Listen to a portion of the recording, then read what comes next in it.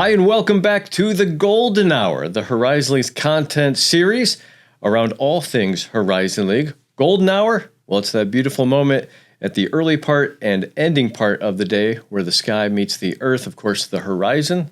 That's exactly what that is. So we're bringing it all together in our second installment of the Commissioner's Corner with our Commissioner of the Horizon League, Julie Roe Lach.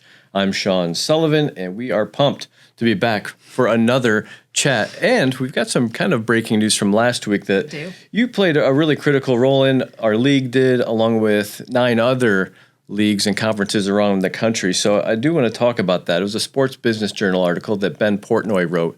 Really insightful, some behind-the-scenes stuff that really has been occurring. I do want to get to that, but maybe first, what we knew was likely was going to be a voted on governance structure by the D1 board. Can you just maybe provide a little background on the new governance structure that was passed, and then we'll get back into the article and some of the action being taken by the mid-major leagues? Sure. So you said it, the NCAA adopted a new Division I governance structure last week. I'd say this has been a process for 6+ months. And maybe I've been in the business too long, Sean, because I think this is the third major governance overhaul that I've been involved in some way, sometimes direct, sometimes indirect.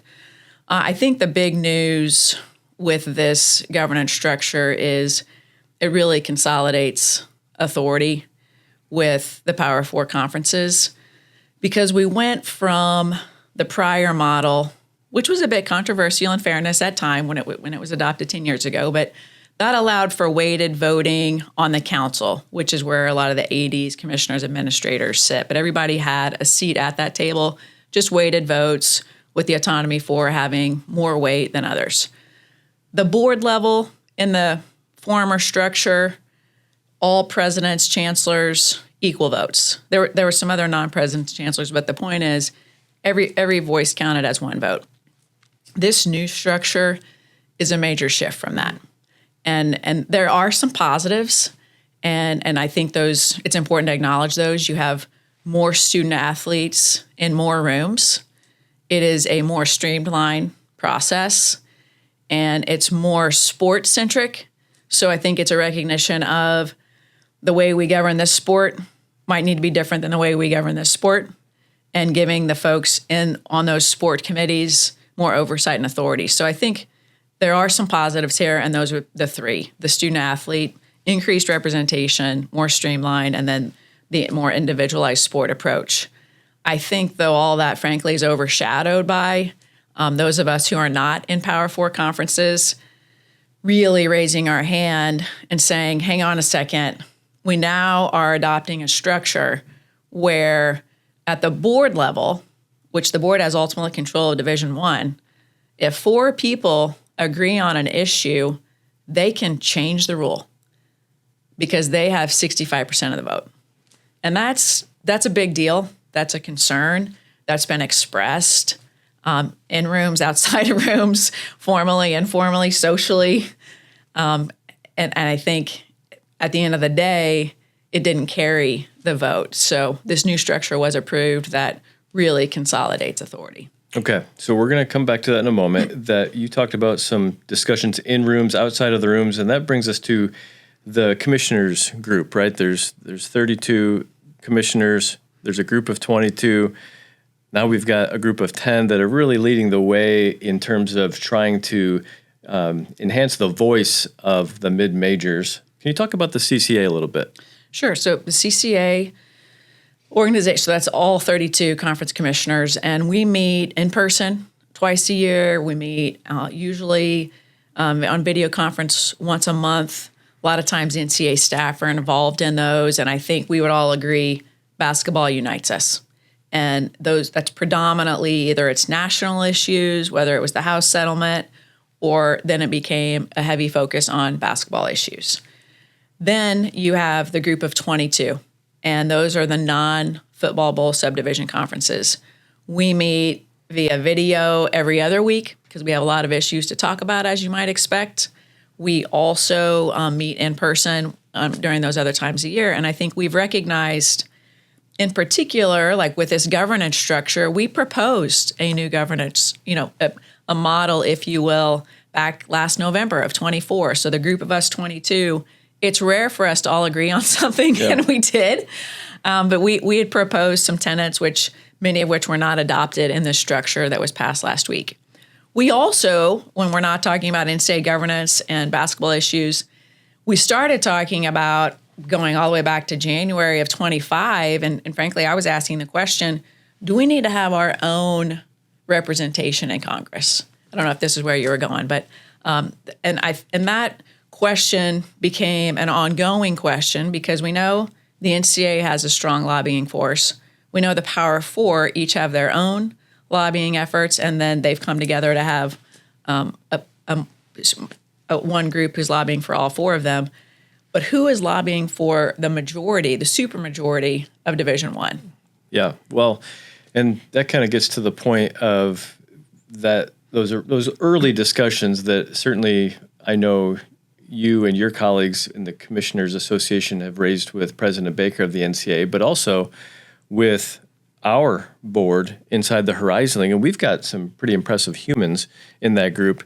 One particularly that has come to the forefront because of his experience, and that is President Johnson of Youngstown State. And the quote that I remember going back 7 or 8 months was something to the effect, I'm paraphrasing a little bit, is if you want to have a seat at the table, and if you're not, then you're going to be on the menu. And that really became the quote of prominence in the Sports Business Journal article last week. So talk about your early conversations with President Johnson and then how that came to this group of 10 mid-major conferences to move forward with that strategy. Yeah, so the quote is, if you're not at the table, you're on the menu. And he said that to me when I raised this with him many months ago, this notion of President Johnson, former U.S. Congressman Johnson, do you think we need to have our own coalition, our own firm representing our interests, recognizing if you have concentric circles, there's a lot of overlap here, but there's also a shaded portion here that's not. And who's representing our interests? And he I don't even think he took a breath. He said, absolutely. And of course, he's very well connected as to who's the appropriate group to represent us. So I invited him to join our group of 22 conferences to share his viewpoint, because I think it's pretty amazing that we have a U.S. congressman at one of our schools, and a 13-year U.S. congressman, definitely not a short timer, so to speak. So really understands the inner workings, sat on the Commerce Committee, which is obviously involved in a lot of the that's pushed right now with the SCORE Act. So he spoke with our group of 22 conference commissioners and just shared his view. It was a good Q&A, and I think through that conversation, then people started to raise their hand and say, I'm going to talk to my presidents, my board, about joining this effort, Julie, that you and President Johnson are really trying to build. Mm-hmm.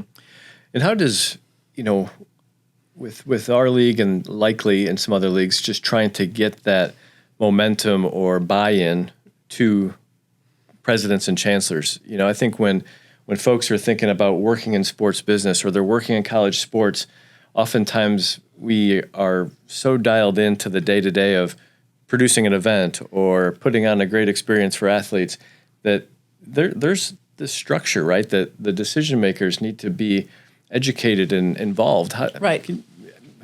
How do you get that buy-in? Well, it's a great point, because it's not just 10 commissioners who said we need to come together with this coalition. Each one of us is representing a board of directors, and that board is the presidents and chancellors of each league. So you're talking about 100 plus Division I presidents and chancellors who said we should be engaged in this effort. So for us, that means I teed it up with our presidents and chancellors. Now, it helps because President Johnson's in the room at our board meeting, but we teed it up. We explained what the issue was, why we thought this was needed, what else was happening in this landscape, and essentially got their blessing to, one, to engage, and then two, to back it, because obviously there's some financial resources that it takes in order to come together as a coalition and hire a firm. Yeah. It's interesting. In the article, and we certainly encourage folks to go to the Sports Business Journal site. You can also go to our Horizon League channels to find the link to Ben Portnoy's article, which I thought was super insightful. And a couple of those commissioners, your counterparts, Commissioner McGlade, Commissioner Fenton with the summit, they had some quotes. Commissioner Jackson at the West Coast Conference talked about a number of things in their elements, but a couple of them were centered around, you gotta raise your hand and maybe vote against something that is hard. Commissioner Fenton talked about like, hey, in 5 years, we want to make sure that not just a couple of folks can decide our futures. This is a membership organization, Right. And Commissioner Jackson talked about like we're not trying to be adversarial here. We have to work within the membership. Absolutely. So how do you balance all those things in those kind of meeting rooms, and then with the advice of maybe President Johnson, lobbyists, PR professionals? There's a lot going on behind the scenes. And part of it is you got to stay in constant communication. So our group, and before we officially signed on, we had courtesy calls, communication out to the Power 4 commissioners, out to the NCAA staff, senior staff, so that they knew this was happening, that the intent here wasn't to obviously blindside anyone. It was to say, look, we support the big three issues of the SCORE Act. We also have some important protections that we want to ensure these congressmen and women are aware of, and then senators when the Senate starts to get involved and propose their own bill.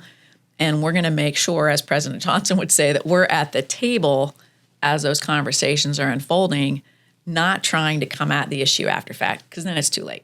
Yeah. Interesting. All right. So last piece on this, what is a congressional strategy then? Because in the article, it talks a lot about the formation and kind of the runway to this. But then now what's the congressional strategy mean? Right. It sounds good. So the first part is you've got to, we want to ensure that, and now congressmen and women are aware, there are 100+ strong mid-major institutions represented in this coalition. And not all of the issues that we care about are currently captured in the SCORE Act. And in fact, there's some new issues that we want to talk about potentially being included, or some of the pieces of the SCORE Act we would suggest amendments to. So, okay, knowing that, and obviously we've all read the different versions now that are out, but what are our issues? So we need to have agreement amongst our 10 conferences. And then we have asked our presidents and chancellors to begin reaching out to, and they're already in contact with their congressmen and women, but make sure that they are sharing with their representatives what our issues are. And again, we support the big three items of the SCORE Act and also care very much about some additional items, especially the notion of ensuring that what it means to be Division I, the membership requirements, can't be changed by 4 people voting. And right now, that's the structure that's just been adopted. So we want some protections around that. We want some protections around ensuring there's no unfunded mandates on whether it's increasing the number of sports or mandating the amount of spend, because that could change what it means to be Division I. And we want to ensure that there's some protections around not having a repeat of the way the House damages were doled out, where we are paying 60% of damages when they are not going to the mid-major student athletes. So ensuring that there's some proportionality with, hopefully there aren't more significant lawsuits around the corner, but if there are, that it's a more proportionate handling of it. All right, so there's a coalition of 10. There's not a name yet for this coalition of 10, so we need to strategize because I know Ben in his article noted it's an unnamed coalition. So I think we need a name for this coalition. So we're trying to do some alliteration. Any concepts that you would like to bring to the table here? I like, at first I was just like, this is a strong 10. Yep. Definitely a tenacious 10. Yeah, nice. Our goal is not to be troublesome. So good trouble. I've got a couple teenagers at home. Okay. So is there such a thing as good trouble? Yeah. Okay. You do too. So I do like the alliteration. Okay. I think the point is we're serious, and we probably do need to spend some time on what the name is, if you will, that's authentic, and also I think captures the essence of who we are and what we're trying to represent. Well, I think thanks to you and your colleagues, found a seat at this table, and I know we're all grateful for President Johnson's leadership in this as well. So more to come, I'm sure. Again, back to the SBJ piece, go read it. If you have questions, we are always interested in hearing those, and maybe we can broach them on a future episode of Commissioner's Corner here on the Golden Hour. So let's pivot a little bit to something more locally in our major city of Indianapolis. TED Sports Indianapolis is coming here September 9th through the 11th. It's a global event. If you've listened to a TED Talk, you know the prominence and global impact that TED has had. This is an actual TED event coming to Indianapolis. It's the first of its kind at TED Sports. So not a TEDx, not a regional thing, a global TED Sports Indianapolis coming here. And I know you're kind of on the executive group that started bringing this here, but how excited are you about that? And maybe some of the things you're pumped to see? Well, first, I think this is in this camp of build it and they will come, a little bit of Field of Dreams. When we launched, and I say we, the Sports Corp, launched the 2050 vision just last September, so almost a year ago. The overarching vision by 2050 is that our city and state, we are the global epicenter of sport. And part of that is to build this mega ecosystem. Yes, events, but then these other pillars that are part of that vision. So this notion of hosting what is truly a global event, I believe the last I heard, we have attendees coming from 6 continents. Yeah. Whether they are speakers, attendees, participants. The other piece I've learned, because I've not been to a TED event of this nature, this is an immersion experience.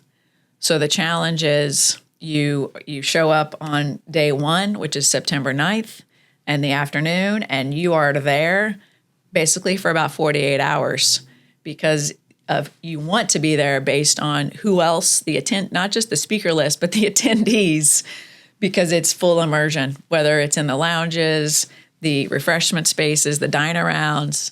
But to me, it's no shortage. Now, we do have some hometown favorites on the speaker list, and then we have folks coming from other continents on the speaker list. Yeah, this is going to be fascinating. I know I am excited to be a part of one of the subcommittees and speaker engagement committee, and I've been in touch already with a couple of the speakers. One that I'm personally interested in is the Tottenham Hotspur first team doctor, Dr. Ravi Gill, who is going to come and speak on his experiences. Angelo Pizzo, who created Hoosiers, of course, based in Bloomington. He'll be coming up the road. We get to hear from President Baker and the NCAA. He'll be on the TED stage as well over at the Murat Theater. I mean, it's just a cool venue too. So we've got a magician, you've got dog trainers, you've got everything, some super serious topics and some really fun immersion as well. And there are so many innovative, I don't want to say the most, an innovative topic I heard about is a true effort to figure out sport in space. Yeah. How about that? That's amazing. Here we are trying to figure out a collegiate governance structure, and they're talking about sport in space. Talk about broadening your thinking. Indeed. I can't wait. September 9th through the 11th, TED Sports Indianapolis. You can search that and find out how to register. Shout out to Nile with Next Level Partners and our friends at the Indiana Sports Corp for bringing this to life. We're just glad to be a very small part of it and hope you'll join us there. Coffee with the Commissioner. My sources tell me you recorded a couple of those last week in the great state of Wisconsin and in a couple of our major cities of Green Bay and Milwaukee. Just maybe a little preview because we're going to release those in the next couple of weeks. I hope that the student athletes had as much fun as I did. We went to coffee place of their choosing, and the questions were coming at me unscripted. Okay. So we'll leave it at that. That's fun. Look out for that the next couple of weeks on our social channels as well at Horizon League. We'll close on this, Julie. Thank you for the time here on Commissioner's Corner as part of the Golden Hour. But start, bench, cut. All right. We're getting into new practices. New seasons are starting. A lot of teams are now, some of them are already in competition, but a lot of them are doing their preseason training. And I know you like to get a workout in from time to time. So start, bench, cut, treadmill, elliptical, or outdoor path in terms of maybe going for a run. Oh, wow. In some sort of fashion like that. So start, bench, cut. I'm going to start the elliptical. Okay. All right. I'm benching the path, and then I'm going to cut the treadmill, even though I have one in my basement. Can't believe it. All right, we'll have to talk about this off camera. I disagree, but I appreciate your insights. Mr. Runner, sorry. But here we go. We'll take that up later. Okay, that closes things out here on Commissioner's Corner as part of the Golden Hour content series. You can find all of our broadcasts on the Golden Hour via anywhere you listen to a podcast. You can go to horizonleague.com as well. Give us a follow on the socials at Horizon League. We hope all of you are enjoying some sort of major city, perhaps. You're making major moves and major impact.